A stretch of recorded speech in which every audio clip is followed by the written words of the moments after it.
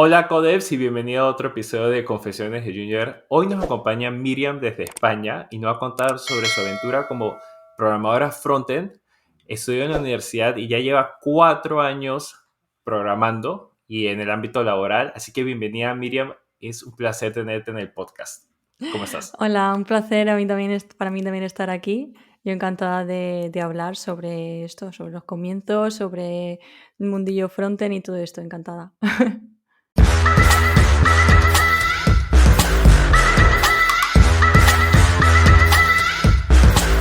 Qué bueno, qué bueno. A mí me encanta empezar todos los episodios preguntando cómo es que te enamoraste del mundo de la programación o cuál fue tu primer encuentro con él.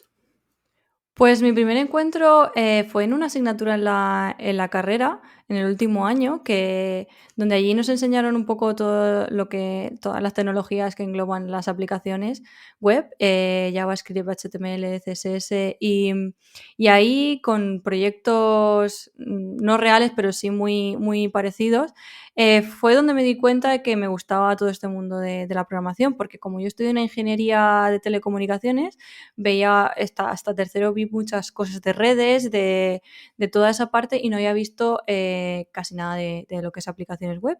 Entonces aquí fue cuando dije, vale, a mí realmente lo que me gusta es la programación, crear aplicaciones y sobre todo la parte visual y la interacción de usuario. No, perfecto. Y una pregunta, cuando te topaste, digamos, con el mundo de la programación, ¿te costó comenzar a entenderlo, pero o fue como que simplemente se te prendió a ti un bombillo en la cabeza y dijiste, A ver, yo realmente directamente con lo que es lenguajes de programación sí que estuve trabajando desde primero, porque aunque no fuera relacionado con aplicaciones web, sí que necesitábamos en la carrera programación y empecé con Java directamente y tardé 2 años en que me hiciera el clic, no fue instantáneo. O sea, una vez que ya hizo el clic, fue como que todo encajaba y ya todo fue mucho más suave, pero al principio era horrible. No entendía nada, era todo muy abstracto, se me tenían que ocurrir soluciones de cosas que, ¿cómo? No tengo las herramientas suficientes en mi cabeza como para que se me ocurran las soluciones a los ejercicios. Encima no hay una respuesta clara, hay diferentes, se te puede ocurrir de diferentes formas, entonces me costó un par de años que me hiciera el clic. sí, creo que no eres la única que le ha pasado porque a mí también me ocurrió cuando yo empecé a programar. Creo que sí hay personas o personalidades más que todo que tienen una predisposición a pensar como programador y esa lógica, más que todo las personas que los números le viene fácil, la lógica y el orden es como que es parte de su personalidad, digamos. Sí. Pero hay otras personas que yo a veces conozco que son más por el lado artístico y abstracto, que cuando le pones programación enfrente te dice, se te queda así como que simplemente es Eso me pasaba a mí, porque sus yo lo ojos que es son... la lógica y las matemáticas no son mi fuerte. Yo me tiro más para la parte de diseño, entonces cuando había que tener este pensamiento lógico de resolver algoritmos y bucles y yo no entiendo nada entre eso y de entender la nomenclatura, ya se me explotaba el cerebro. No, pero yo creo que mi fuerte no es el diseño. Entonces, cuando yo conozco personas que sí saben diseñar y todo eso, es como que los respeto demasiado porque tú me pones a mí a diseñar algo y puedo pasar 3 4 horas, me pones un Pero problema bueno, de eso en lógica. realidad es igual que con la programación, que tiene que hacer el clip igual. O sea, es la misma tesitura. Tú llegas de repente a un programa de diseño y no sabes por dónde empezar. Pero a base de intentarlo, al final te hace clic el cerebro igual. O sea, es lo mismo, pero en otro ámbito. Bueno, voy a necesito encontrarme un mentor o una profesora que me ayude a mí a hacer ese clic, llegar a ese momento de clic como tal. No, pero me encanta el hecho de que habla sobre el momento de clic, o lo que llamamos el aha moment, que es el Ujú. momento aha. Y para muchas personas yo creo que se rinden justamente antes de ese momento, porque Sí. sí, es frustrante, es difícil, pero una vez que como que tienes esa pequeña chispa y empiezas a hacer sentido de las cosas, es un efecto bola de Se nieve. vuelve, se vuelve hasta adictivo, sí. Uf, Sí, sí. es verdad que yo creo que una de las habilidades que más se tiene que desarrollar en esto es la paciencia, el no rendirte con la frustración, ¿no? Lidiar sobre todo con la frustración, que puedes echar un día entero con ejercicios o programando y no avanzar nada y decir, plantearte por qué estás en esto. Me pasa a mí, que llevo ya tiempo y que me gano la vida con esto, y me pasa a mí que hay días que digo, no sé por qué estoy aquí y no me sale nada, me voy y al día siguiente me sale todo. Entonces es como que hay días y hay que saber, y al final es eso, tienes que enfrentarte muchas veces y llega un momento en el que al final sale, pero no puedes desistir. No, estoy de acuerdo contigo. No te puedes dar por vencido porque nunca sabes qué tan cerca estás a ese momento. Exacto, Ajá. exacto. Entonces, Siempre vas a pensar que estás muy lejos, pero llega de repente un momento que ya está, ahí haya llegado. y puede ser el momento que tú menos te lo esperas. Puede ser en un viaje Sí, familiar, puede ser en una ida al baño, por más que la gente se sí, pueda reír sí. sobre eso. O sea, puede pasar en cualquier momento. Miriam, cuéntame un poquito sobre tu primer trabajo como frontend. Digamos, cómo pasaste obviamente ya te graduaste de la universidad, ¿cómo fue que encontraste ese primer trabajo y tu experiencia en esos comienzos? Vale, pues yo, a ver, tuve la ventaja de poder estar haciendo mi trabajo fin de grado con un proyecto real de la universidad que se sigue utilizando a día de hoy. Realicé una plataforma para gestionar videojuegos educativos. Ok. Y entonces ya tenía como eso como portfolio, por decirlo así. Yo a la Ujú. hora de hacer el currículum, yo añadí, pues bueno, se queda vacío como siempre, el miedo este de la hoja en blanco que nos pasa al principio, porque es que no tienes ninguna experiencia, nada más que tu titulación y los pocos proyectos que hayas podido hacer si has hecho algún curso por tu cuenta o proyectos que hayas hecho en clase. Yo eso pues los incluía porque no tienes más, ¿no? Entonces, incluí algunos ejercicios y este TFG. Y bueno, en realidad tuve la suerte de encontrar una oferta laboral en la que, bueno, no esperaban que la persona tuviera experiencia, ¿no? Porque Ujú. realmente un junior es así. Cuando hay una oferta de trabajo en la que se espera que ya tengas un gran portfolio y un montón de trabajos, a mí no me parece que sea una oferta realista. Y en este caso, pues tuve una entrevista técnica con eh, Live Coding, que al final estuvimos las dos personas, bueno, el equipo que íbamos a trabajar fue en oficina en aquel entonces y estuve haciendo unos ejercicios con ellos y viendo cómo me desenvolvía. Tampoco esperaban que lo supiera todo, me dieron como una guía que yo podía consultar para que ellos también vieran cómo consultaba Claro. y una vez ya pues resolví todos esos ejercicios, ellos pues evaluaron mi capacidad un poco de eso, de aprendizaje, de desenvolverme, de trabajar con ellos, porque también al final voy a estar con un equipo todos los días y también se tiene que evaluar si hay conexión o si se integra el equipo. Y así fue como conseguí el primer trabajo. Me encanta esa historia y quiero para las personas que nos están escuchando y nos están viendo hacer hincapié en un par de cositas. El primero es que muchos de nosotros empezamos como tú dijiste, la hoja en blanco, el CV, sin tener proyectos como tal.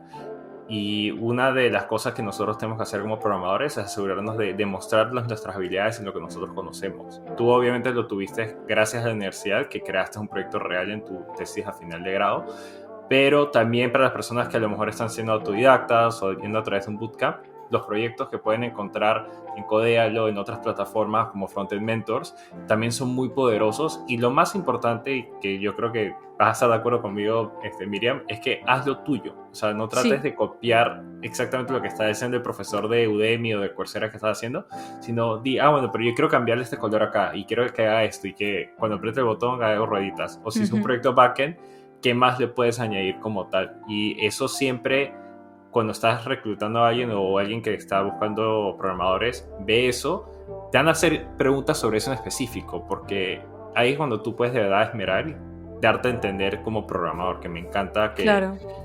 que es súper Sí, importante. por ejemplo, hay un ejercicio muy típico que es el buscador típico, por ejemplo, con la API de Ricky Morty, que se hace muchísimo y a lo mejor el reclutador está harto de ver ya ese tipo de proyectos, pero imagínate que tú le añades un filtro, que puedas filtrar una vez ya buscadas esas imágenes por, no sé, por tamaño, no sé, algo que puedas, algo sencillo, pero que ya le has añadido algo más. Entonces ya ahí el reclutador ve que realmente, aparte del ejercicio que ya has hecho, has trabajado, has aplicado algo más y puedes destacar frente a otros currículum.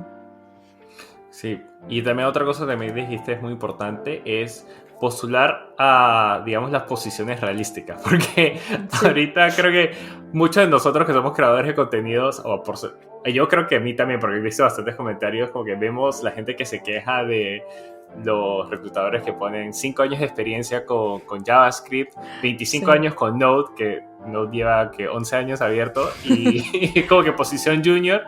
Y ni hablemos sobre los salarios, porque a veces los salarios son para llorar. Eh, pero como hay tantas opciones, Sí. desgraciadamente, obviamente, estas son las que más salen porque la gente interactúa más con ellas y así funcionan los algoritmos de muchas de estas redes. Ujú. Eh, Hay tantas opciones que de verdad, como tú dices, es encontrar esa que de verdad está alineada con las cosas que tú quieres hacer y que estén bajo tu perfil como Sí, programador. yo creo que analizar las ofertas que te van llegando te hablan mucho de la empresa a la que a la que vas a aplicar, y realmente cuando ves una que ya de entrada es abusiva en la oferta de trabajo, es que no te tienes ni que sentir mal por no aplicar, porque estás esquivando una bala. O sea, no quieres estar en esa empresa. En una empresa así, o sea, una empresa que pide perfil junior y le pide millones de años de experiencia, es que realmente no estás pidiendo un junior, estás pidiendo un senior a precio de junior. Entonces no te conviene estar ahí.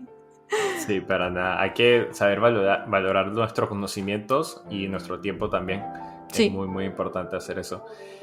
Miren, tú me contaste que cuando empezaste en esta empresa no estabas sola. Obviamente hablamos que en la entrevista te hicieron preguntas a lo mejor de soft skills o de Ujú. comunicación y que tuviste un mentor y un equipo que te apoyó. ¿Me puedes contar un poquito sobre esa experiencia de esos comienzos cuando estamos siempre nerviosos? Pues la verdad que para mí lo que más recuerdo de aquella época era que yo llegaba al trabajo y es que no entendía la mitad de las palabras que se hablaban. O sea, lo que es el lenguaje en el mundo técnico eh, es una locura. O sea, empiezas a mezclar, o sea, hay millones de términos y yo estaba intentando entender cada frase, a ver, para captar qué era lo que tenía que hacer, porque claro, cuando ya estás metido es totalmente natural, y tú llegas ahí nuevo que no has escuchado prácticamente. O sea, yo en aquel momento empezaba a escuchar frontend, backend y ya me sonaba raro. Y cuando ya le metes tema de Scrum, le metes cosas de Git, push, get, ya todo eso. Entonces era, por un lado, entender el lenguaje de comunicación con la gente. Por otro lado, entender el producto, porque yo entré en una empresa de producto que también tenía un producto muy grande y había que entenderlo. Y por otro llado, también coger la dinámica de trabajo, de decir, vale, llegar por la mañana y ¿qué se hace? Se enciende el ordenador, se abre el editor, miro las tarjetas de las historias de usuario, por dónde empiezo, cómo se hace esto, luego estoy aprendiendo el framework a la vez.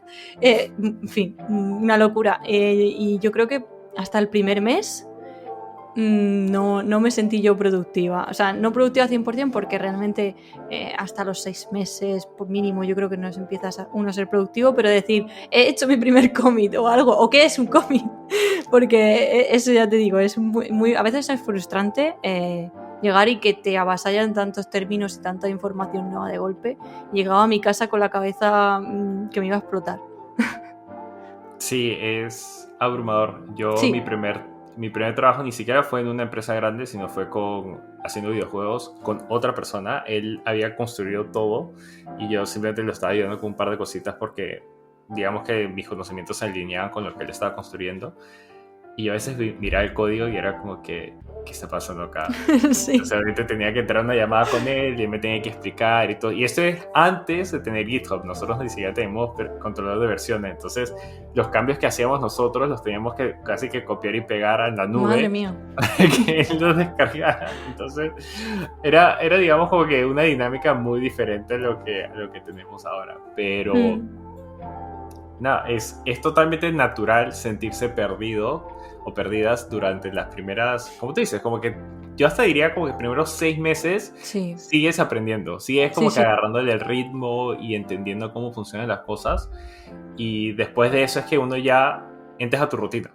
Sí, exacto. Y a partir de ahí ya como que eres productivo, o sea, o te sientes que ya puedes hacer cosas por ti mismo, puedes incluso opinar con cosas nuevas y no preguntar todo el rato. Pero una cosa muy importante en esto que no he comentado es que es muy, muy valioso tener a alguien que ya tiene tiempo ahí y que te diga, no pasa nada, es normal sentirse así, es normal que no sepas el primer día escribir código o de hecho yo me pasé la primera semana solamente entendiendo el producto, no me tranquila, sin agobio, yo quería hacer cosas, quería hacer muchas cosas como tú, tranquila, primero entiéndelo bien, empieza a leer documentación, mira, entiende bien Git, me dieron algunas webinars para entender un poco pues todo cómo funciona Git, cómo funcionaba el framework, y que al final hay que tomárselo un poquito con calma, porque eso, cuando tienes mentores, pues van a ir muy poquito a poco y a lo mejor el primer goal del primer mes es que actualices la documentación, el README del proyecto y ya con eso has hecho mucho, porque has tenido que hacer una rama, has tenido que comitear, has tenido que subir algunos cambios, aunque sea un texto y no sea código, pero al final ya te vas familiarizando con todo eso. Entonces hay que ir pasito a pasito y no querer construir la casa por el tejado. Y yo, ya te digo, tuve suerte de que en mi caso me dedicaron mucho tiempo y se lo tomaron con mucha calma conmigo. Qué bueno, y eso es excelente tener un equipo, especialmente el primer equipo con el que te trabajas, que te van a apoyar con todo eso y que de verdad te ayuden bastante. Y cuéntame un poquito, tú por tu lado, en ese momento, ¿sentiste algún momento el síndrome del impostor? ¿Cómo sobrellevaste eso? Porque sé que siempre nos pasa y a veces como que no lo hablamos porque decimos, ay, qué bueno era que pensaba en ese momento, pero a veces nos paraliza ese sentimiento del síndrome del impostor. Sí, sobre todo los primeros días, sobre todo las primeras semanas, porque al final dices, me han contratado, tengo que dar la talla y yo siento que no estoy siendo nada productiva, y es verdad, porque al final estás aprendiendo tantas cosas que ellos ya deben de tener claro que no vas a producir. De hecho, no es normal que llegues y de primera sepas hacer cosas. Entonces tienes que lidiar con ese sentimiento que sientes tú, que los demás lo entienden, pero tú no, tú misma contigo misma no lo entiendes. Entonces es complicado y yo creo que no se llega a entender nunca del todo.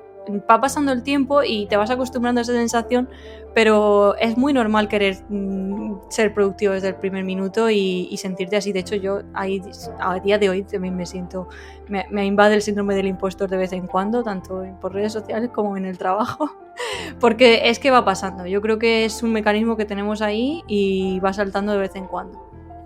Sí, pero es simplemente lidiar con la situación y saber que tener fe en saber que está ahí, tienes que reconocer que lo que estás sintiendo es debido a eso y no darle tanta importancia y decir, vale, ese pensamiento está ahí, lo dejo ahí y a lo mejor hoy pues no voy a ser tan duro conmigo mismo o no voy a dedicar tanto tiempo a trabajar y a lo mejor lo dedico un poco más a mí, a descansar un poquito más. Por ahí es donde como yo lo intento manejar. No, me parece excelente y que puedas compartir la manera que tú lo manejas, porque te apuesto que ahí que está escuchando, viendo, por lo menos una persona le va a ayudar las cosas que le estamos comentando por acá.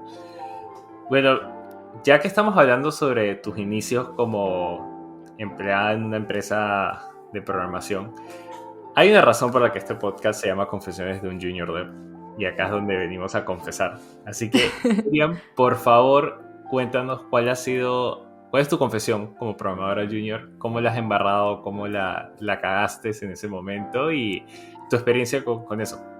Pues, a ver, yo no tengo así como una anécdota exacta de decir tierra trágame y que no se me olvida jamás, pero sí sé que he hecho como mini cosas que me pasa mucho, que yo con Git las lío muchísimo. O sea, yo no he llevado cosas a producción que no debía o no he tocado directamente en producción, porque es verdad que en las empresas en las que trabajo eso lo llevan muy muy controlado y es imposible directamente que te equivoques, pero sí que me han pasado líos de perder trabajo que he hecho durante tiempo porque a lo mejor he mezclado una rama con otra que no debía o he hecho los líos de Git de trabajar entre ramas, que llega un punto en que no sabes ni cómo has llegado hasta ahí intentando arreglarlo sin saber qué estás haciendo, y por eso creo que no se valora lo suficiente tener conocimientos de Git, pero a nivel de entender bien cómo funciona, no saberte los comandos, sino por qué está pasando cuando aplicas ese comando, realmente qué está pasando a nivel de ramas o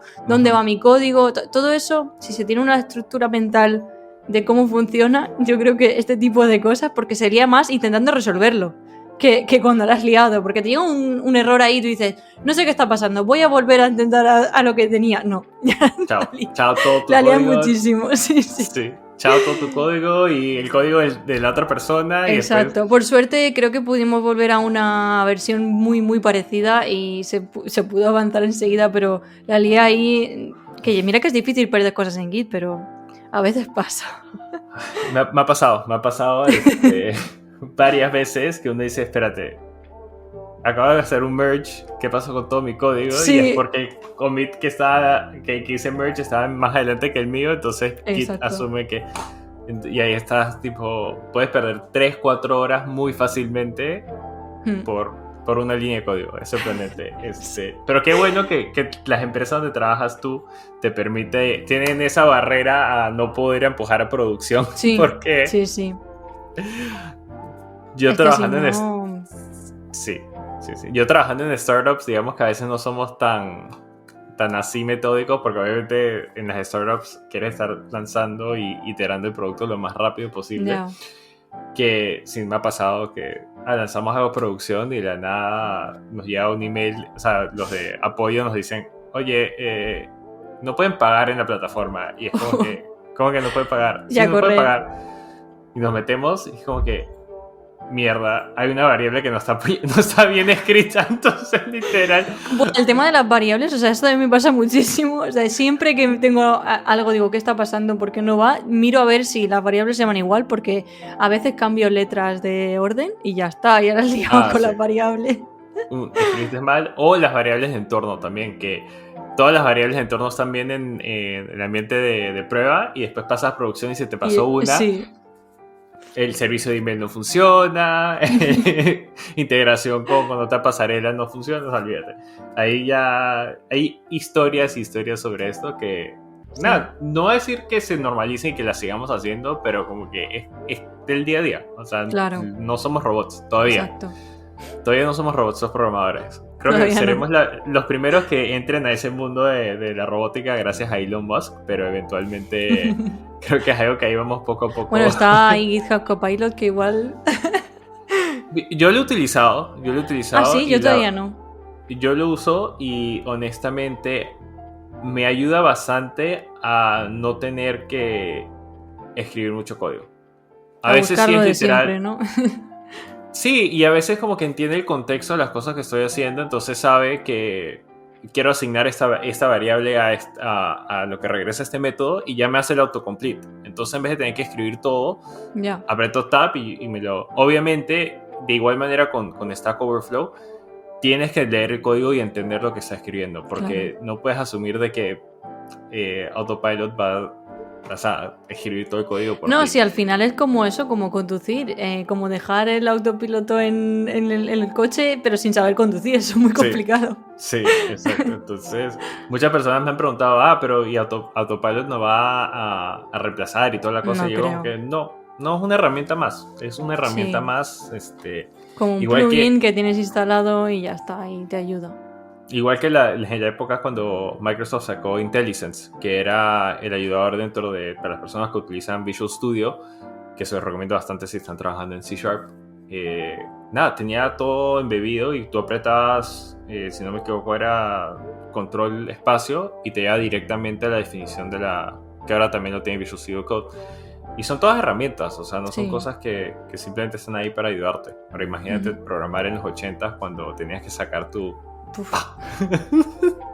y ponerte a buscar. Yo creo que no somos conscientes de las ventajas que tenemos ahora para programar, para aprender y para todo, porque hay muchísimos recursos gratuitos, tenemos hasta juegos, o sea, se puede aprender jugando, se puede aprender de infinidad de cosas de forma gratuita, y antes era eso, libros y foros. Yo aprendí con libros, así es que aprendí yo. Yo programé en la universidad, a mí me tocó programar a papel, ¿eh? Eso también es antiguo. A papel, no, nunca llegué a tanto. Yo empecé yo recuerdo, uno de los que me compré era C++ para idiotas. el de los dummies, que era una cosa así de grueso, porque tenía todo desde lo más básico hasta ya llegar a un poquito más avanzado, con archivos y todo eso, pero eran épocas totalmente diferentes. Ahora te preguntan, ¿dónde aprendes a programar? YouTube, busca en YouTube. Claro, sí, eso... es que hay tantos sitios que al final, ahora el problema que tenemos es que hay tanta información que no sabes y hay que saber seleccionar o por lo menos que alguien te guíe o que tener alguna ayuda de, vale, yo he hecho y me ha gustado, a lo mejor a ti no, pero a mí me ha gustado y ya tienes una referencia, pero hay tantas cosas que hemos pasado como al otro extremo, que no sabes qué coger porque hay mucho. Sí, parálisis de decisión es Sí. lo que se afronta a muchas personas cuando se meten en este mundo y después...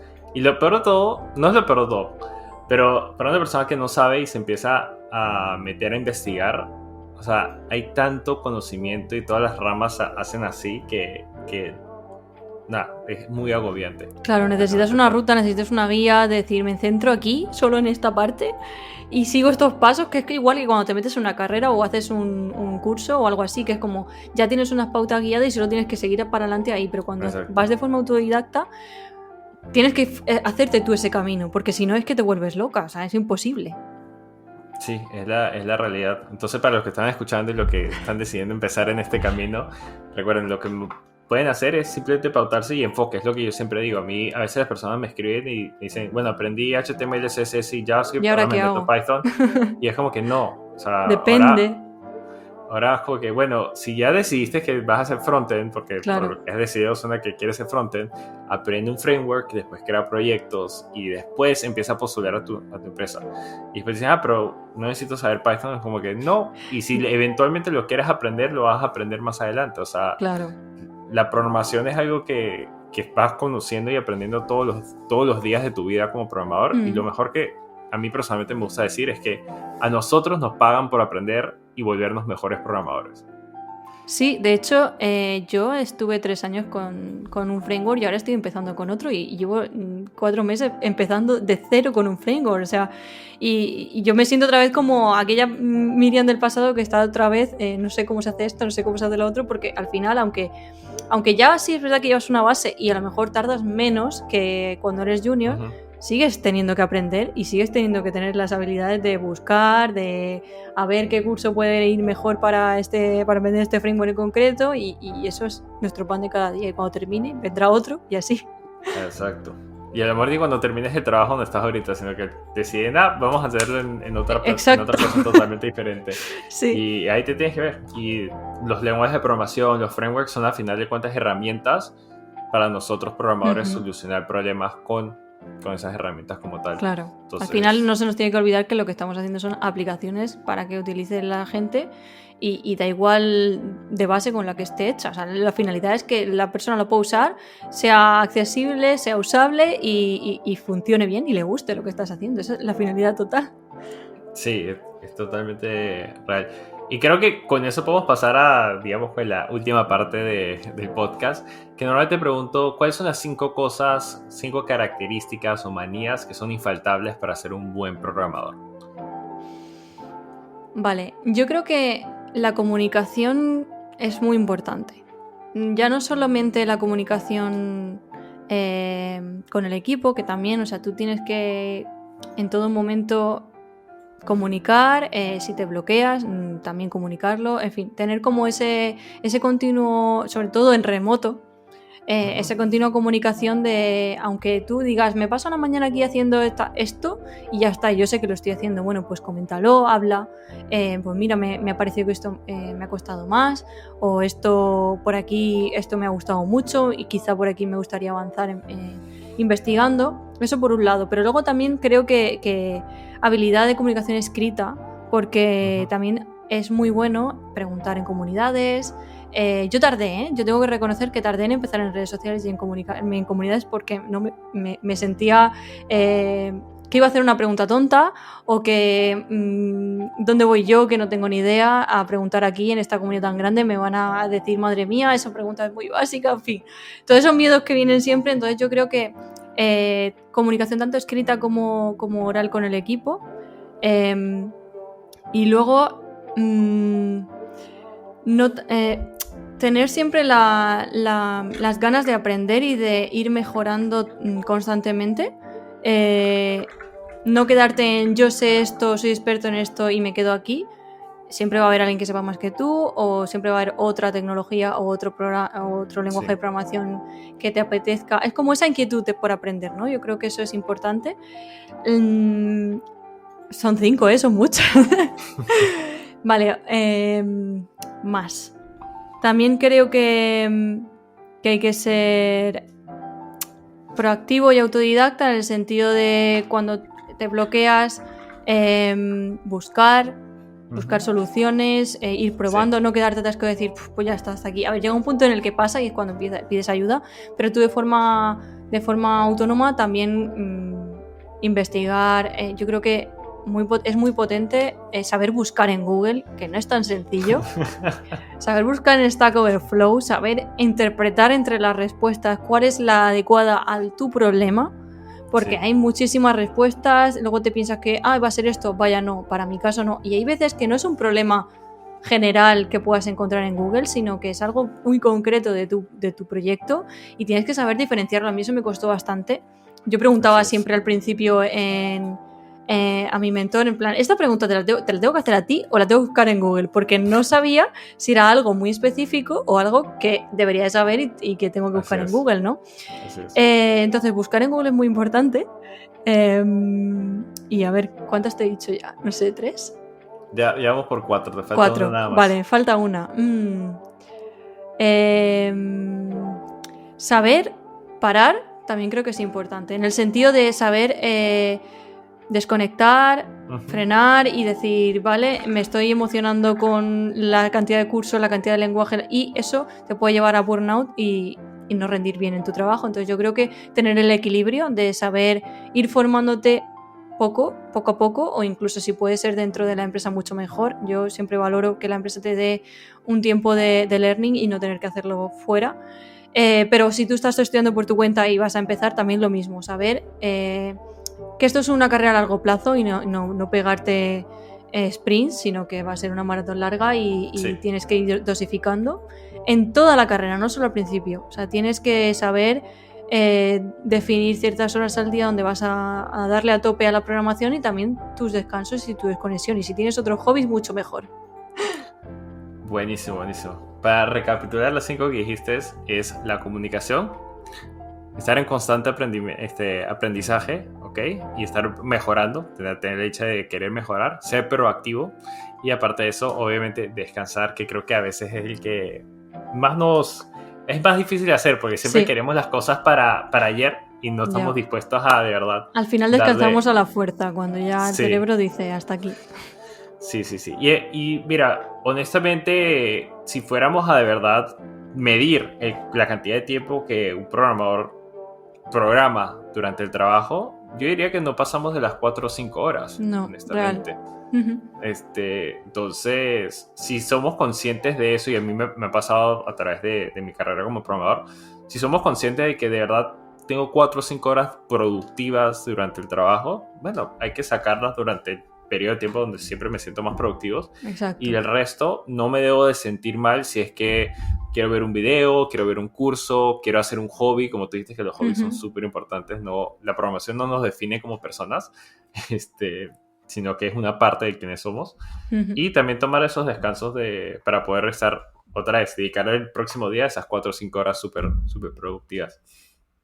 Creo que cae muy bien ese Sí, buen último para... resumen. Sí.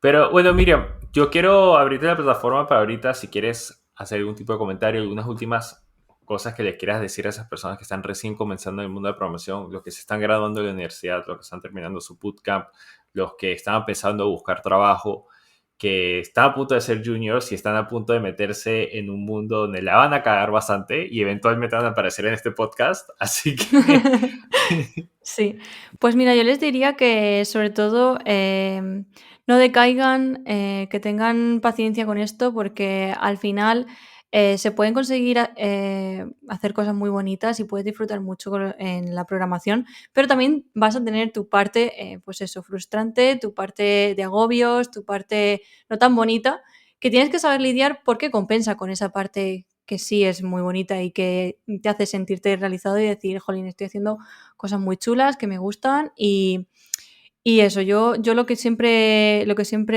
digo que es que hay que tener paciencia, ser perseverante y al final se puede llegar a algo muy bonito aquí, en esta profesión. Buenísimo, me encantan tus palabras, Miriam. Y bueno, Miriam, yo sé que tú también eres creadora de contenido, así que por favor dile a todos los codeps que nos están escuchando, nos están viendo, dónde pueden contactar, dónde te pueden ver, cuáles son tus redes sociales. Bueno, pues me pueden seguir por Twitter, por TikTok, por Instagram, como Miriam Gomp, terminado en P. Y también tengo podcast yo también, así que también pueden escuchar No me da la vida.